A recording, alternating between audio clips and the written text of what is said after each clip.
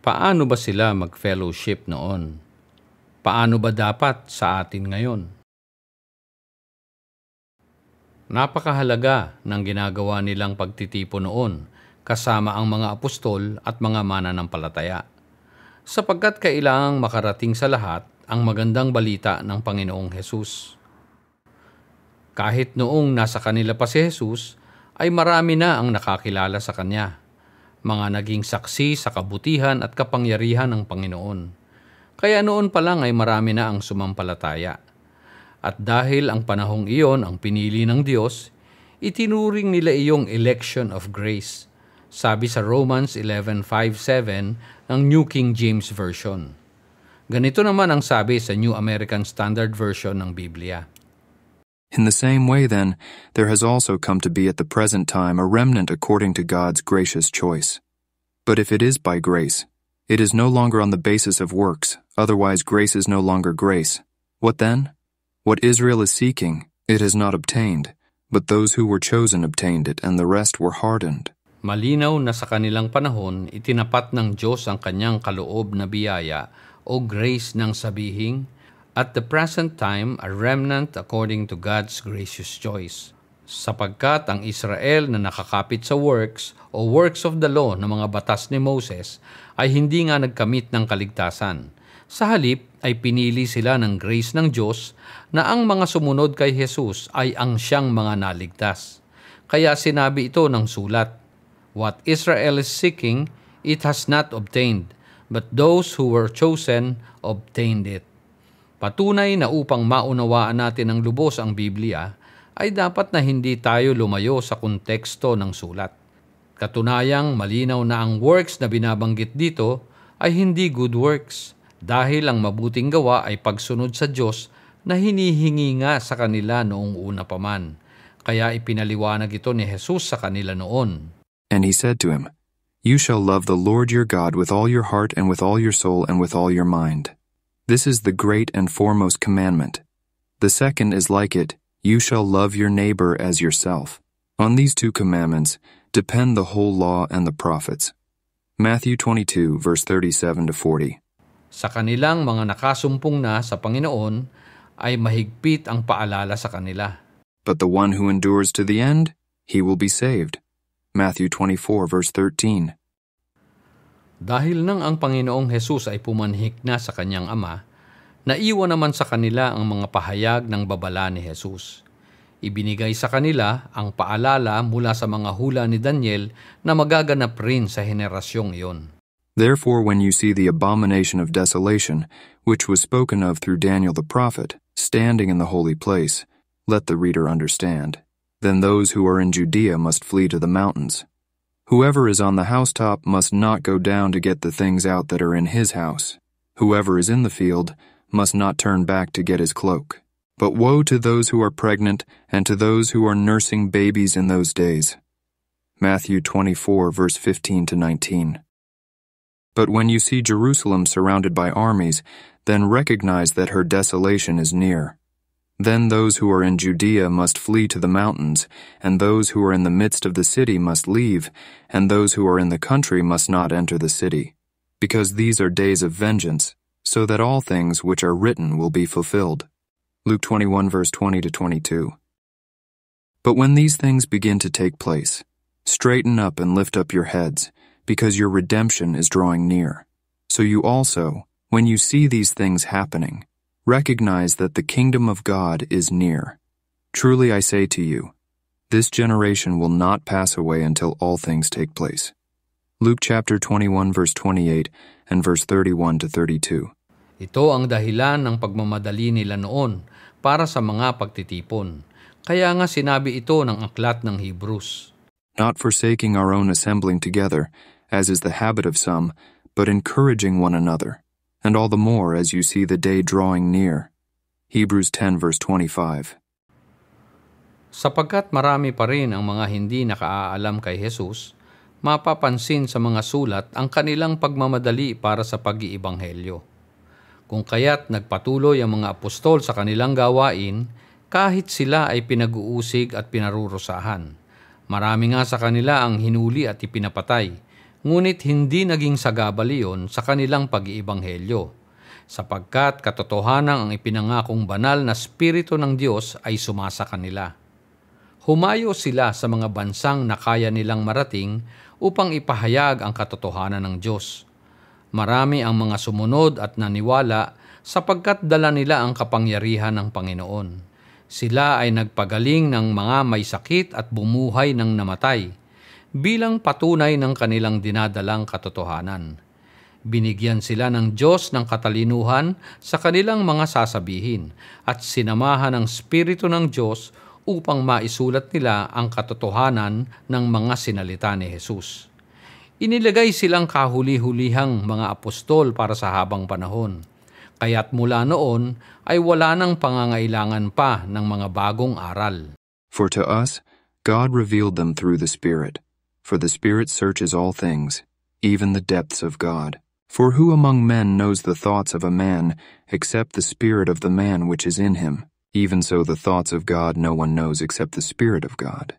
Now we have received, not the spirit of the world, but the Spirit who is from God, so that we may know the things freely given to us by God, which things we also speak, not in words taught by human wisdom, but in those taught by the Spirit, combining spiritual thoughts with spiritual words. But a natural man does not accept the things of the Spirit of God, for they are foolishness to him, and he cannot understand them, because they are spiritually appraised. But he who is spiritual appraises all things, yet he himself is appraised by no one. For who has known the mind of the Lord, that he will instruct him? But we have the mind of Christ. 1 Corinthians chapter 2, verse 10-16. For I think God has exhibited us apostles last of all, as men condemned to death, because we have become a spectacle to the world, both to angels and to men. 1 Corinthians chapter 4, verse 9. I do not write these things to shame you, but to admonish you as my beloved children. For if you were to have countless tutors in Christ, yet you would not have many fathers, for in Christ Jesus I became your father through the gospel. Therefore I exhort you, be imitators of me. 1 Corinthians 4, verse 14-16. Sapat na at wala nang pangangailangan pa ng bagong aral, sapagkat ang mga dapat na maganap ay naganap na nga. Ang mga pangako para sa kanila at ang mga hula na pinatunayan na ng kahit kasaysayan ay sapat na upang tayo ay magbase at matuto sa mga ito. Ngunit bakit marami pa rin ang nagpapatuloy na manghula?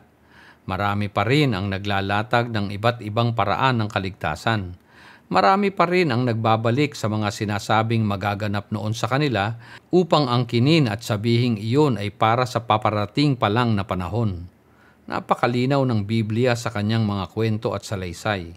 Ngunit bakit naging magulo sa maraming bumabasa? Inagaw kasi nila at inilagay ang kanilang sarili. Sinabing sila ang kausap at pinatutungkulan ngayon. Kaya nga pati ang demonyo ay may kapangyarihan pa raw sa kanila ngayon, na dapat ay wala na. Napakalaki ng pagkakaiba sa pananampalatayang naniniwala na sa lahat ng mga ginanap ng lubos ng Diyos, kaysa sa pananampalatayang naghihintay pa rin sa pangakong hindi niya namalayang dumating, sapagkat hindi naman sa kanya tunay na ipinangako at ipinagkaloob. Kaya't ano naman ngayon ang pangangailangan ng pagtitipon? Kung tayo ay naniniwala na sa lahat ng pagtatagumpay ng Panginoong Hesus, wala nang pangangailangan pa na makilala mo siyang muli, sapagkat natanggap mo na nga siya sa kabuuan ng lahat-lahat kung sino siya. Siya na nga ang iyong daan, katotohanan at buhay. Kaya't lalakad ka na ng may buong pagtitiwala at pagsunod, ang paggawa ng kabutihang hinihingi niya noon paman. Sapagkat kung ang katotohanan ng nakasulat sa Efeso ay nagaganap na nga sa iyo. For we are his workmanship, created in Christ Jesus for good works, which God prepared beforehand so that we would walk in them. Ephesians chapter 2, verse 10. Kailangan nga natin ang patuloy na pagtitipon, kasama ang mga kapatid.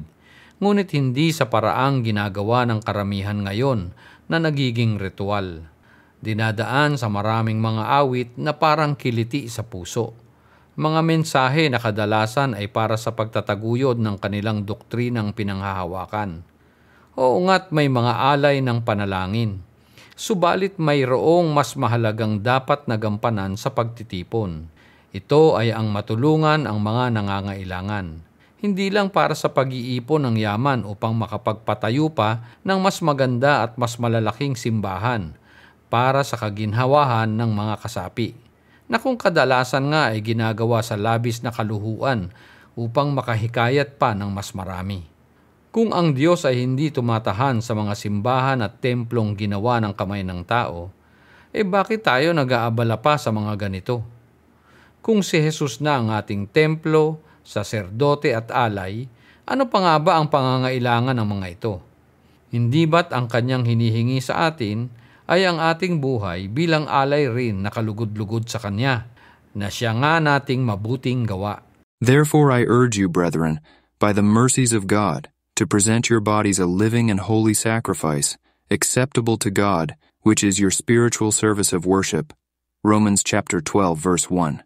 Oo, kailangan ng pagtitipon o fellowship para sa ikalalago ng mga kapatid, para mapunan ang kanilang mga pangangailangan at ang pagiging kapos nila sa buhay. Hindi para lang pasayahin ang kalooban sa pamamagitan ng mga awitan at pangangaral. Acts 4, verse 32 to 37. And the congregation of those who believed were of one heart and soul. And not one of them claimed that anything belonging to him was his own, but all things were common property to them. And with great power the apostles were giving testimony to the resurrection of the Lord Jesus, and abundant grace was upon them all. For there was not a needy person among them, for all who were owners of land or houses would sell them and bring the proceeds of the sales and lay them at the apostles' feet, and they would be distributed to each as any had need. Now Joseph, a Levite of Cyprian birth, who was also called Barnabas by the apostles, which translated means son of encouragement, and who owned a tract of land, sold it, and brought the money and laid it at the apostles' feet. Napansin ba natin na sila ay mga nagsimula ng magbenta ng kanilang lupa at ari-arian? Marahil ay naalala nga nila ang bili ng Panginoong Hesus noon sa kanila. But when you see Jerusalem surrounded by armies, then recognize that her desolation is near. Then those who are in Judea must flee to the mountains, and those who are in the midst of the city must leave, and those who are in the country must not enter the city. Because these are days of vengeance, so that all things which are written will be fulfilled. Luke 21, verse 20 to 22. And all those who had believed were together, and had all things in common. And they began selling their property and possessions, and were sharing them with all, as anyone might have need. Acts chapter 2, verse 44 to 45. Acts chapter 5, verse 1 to 11. But a man named Ananias with his wife Sapphira sold a piece of property, and kept back some of the price for himself, with his wife's full knowledge, and bringing a portion of it, he laid it at the apostles' feet. But Peter said, Ananias, why has Satan filled your heart to lie to the Holy Spirit, and to keep back some of the price of the land? While it remained unsold, did it not remain your own? And after it was sold, was it not under your control? Why is it that you have conceived this deed in your heart? You have not lied to men, but to God. And as he heard these words, Ananias fell down and breathed his last, and great fear came over all who heard of it. The young men got up and covered him up, and after carrying him out, they buried him.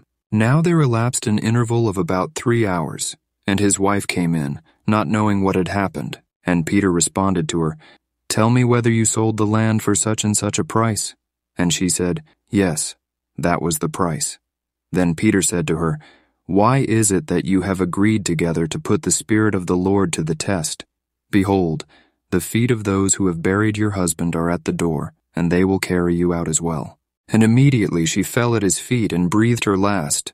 And the young men came in and found her dead, and they carried her out and buried her beside her husband. And great fear came over the whole church, and over all who heard of these things. Sino ba ang mga Ananias at Sapphira sa ating panahon ngayon? Hindi ba't sila ang mga patagong nakikinabang at nagkakait sa gawaing para sa mga maliliit at mahihirap na kapatid? Alalahaning hindi kasiguruhan ng katotohanan ang nasa karamihan, sapagkat kahit ang marami ay naliligaw pa rin. Matuto tayong maging mapanuri sa lahat ng bagay, lalo't patungkol sa mga bilin ng Diyos. Lagi nating basahin ang mga ipinagbili ng mga apostol sapagkat ito ay katotohanang kaloob lang sa kanila ng Espiritu ng Diyos.